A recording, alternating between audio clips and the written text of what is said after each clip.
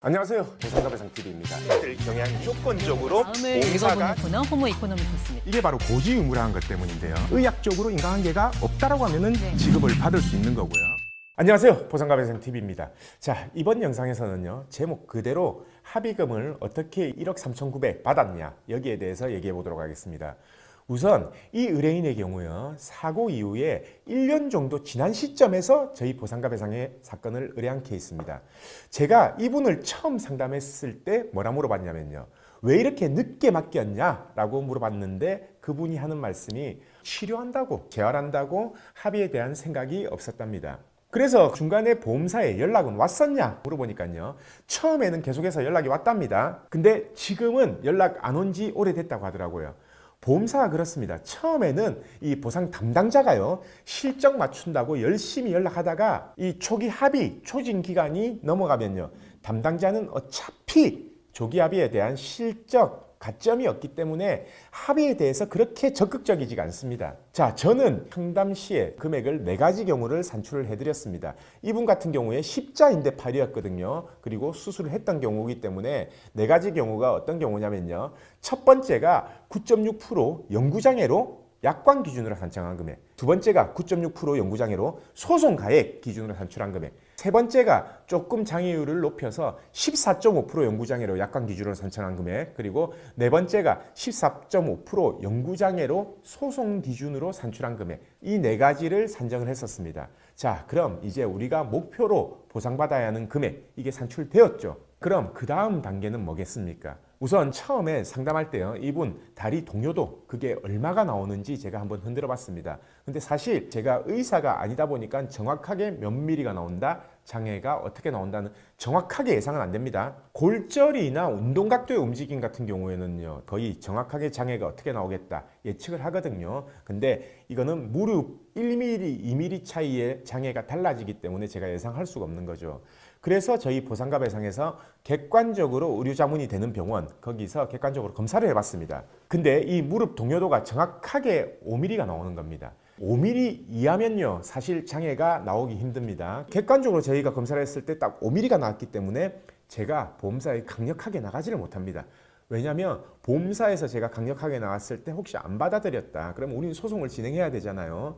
근데 그 소송 진행한 병원에서 신체 감정을 받았는데 장애가 안 나와버리면요, 금액이 거의 안 나오는 겁니다. 근데 제가 사실 확신이 있으면요, 보험사에 엄청 강력하게 나가서 모든 걸 다 주장해서 이긴 스타일인데 검사 결과가 이렇게 나오다 보니까 원하는 금액 승인 못 받으면 소송하겠다, 강력한 주장이 안 되는 거죠. 그래서 제가 생각한 방법이 뭘까요? 조금 여유를 두고 한 달이나 2달 뒤에 다시 측정을 해보자. 십자인대 동요도라는 게 매번 측정할 때마다 달라지니까 더 나올 수도 있다. 이렇게 의뢰인을 설득하고 저는 다시 전략을 세웠습니다. 우선 만약을 대비해서요, 저희 로펌에서 진행한 소송 중에요, 십자인대 파열로 신체 감정 결과를 전부 모아봤습니다. 그래도 저희가 100건 이상은 되거든요.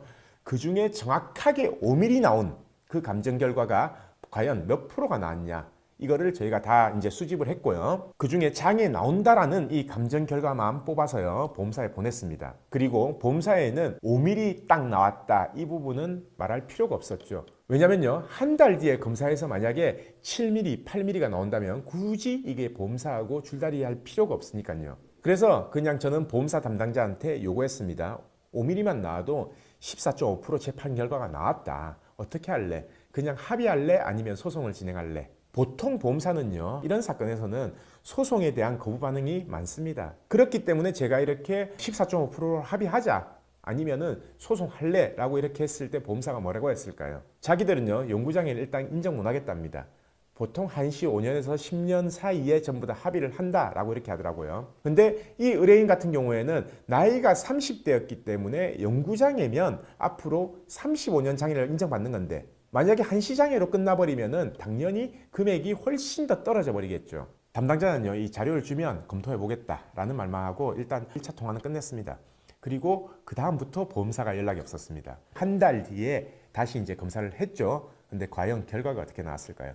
이번에도 처음 검사한 거와 마찬가지로 5mm, 근데 사실 5mm도 안 나왔어요. 두 번째 검사 때는 4.5mm가 나왔거든요. 근데 이걸 가지고 막무가내로 소송 진행하면요, 진짜 장애 없음이라고 나오는 경우가 있습니다. 그래서 제가 누누이 강조하지만 이게 지피지기 백전백승이라고요. 내에 대해서 정확하게 알고 싸우면 아무리 보험사라도 이길 수 있다는 겁니다. 전 확신했습니다. 이 사건은 소송 가면은 2천만 원도 못 받는다. 무조건 소송 전에 마무리를 지어야 된다. 그래서 십자인대 5mm 나온 이 검사 결과 가지고요, 보험사하고 한 달 동안 이 자료, 저 자료, 아까 제가 말했던 판결 자료 이런 것들을 전부 넘겼습니다. 결국은 14.5% 영구장애로 인정받아서 1억 3,900만 원에 합의를 했습니다. 이 사건을 만약 이것저것 실의가 안 따지고 제대로 파악을 안 하고 보험사한테 양보를 했다든지 아니면 바로 소송을 진행했다라고 했으면 어떻게 됐을까요?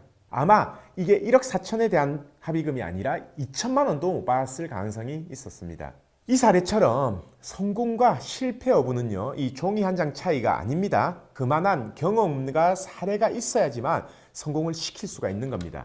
무작정 밀어붙이는 게 아니라 정확하게 내가 계속 밀어붙였을 때 최악의 결과는 무엇일까? 그리고 최상의 결과는 무엇일까? 최악의 결과가 어떤 상황에서 발생을 할까? 반대로 최고의 결과를 만들어내려면 어떻게 준비하고 대응하고 주장할까? 이것만 알면요, 여러분들도 최고의 결과를 만들어낼 수 있습니다. 물론 저같이 사건을 수천 개 진행한 노하우로 대응하는 정도는 아니지만 그래도 최소한 최악의 결과는 피할 수 있다는 거죠. 그리고 전문가를 선임하려면요, 최소한 이 정도 판단은 가능한 전문가를 선임하셔야 됩니다. 오늘 보상가 배상 영상은 여기까지 하겠습니다. 다음 영상에서도요, 교통사고 피해자에게 피가 되고 살이 되는 영상 제작해서 오겠습니다. 오늘 영상 좋으셨다면 구독과 좋아요 부탁드리고요, 다음 영상에서 뵙겠습니다. 저희 보상가 배상 로펌은요, 전화, 카카오톡, 폰메일 상담, 카페 상담 등으로 상담받을 수 있습니다. 저희는 서울과 부산에 사무실이 있고요, 전국 번호는 1544-3102로 문의 주셔도 되고 카카오톡에서 보상가 배상을 검색하셔서 카톡으로 문의 주셔도 됩니다. 그리고 이 영상 댓글란을 보시면 메일로 신청하는 링크를 클릭하셔서 자세하게 작성해 주셔도 저희가 전화를 드리고 있습니다. 단 이게 후유장애가 남지 않는 2, 3주 진단 같은 경우에는요, 유선 상담을 하지 않고 있는 점 양해 부탁드리겠습니다.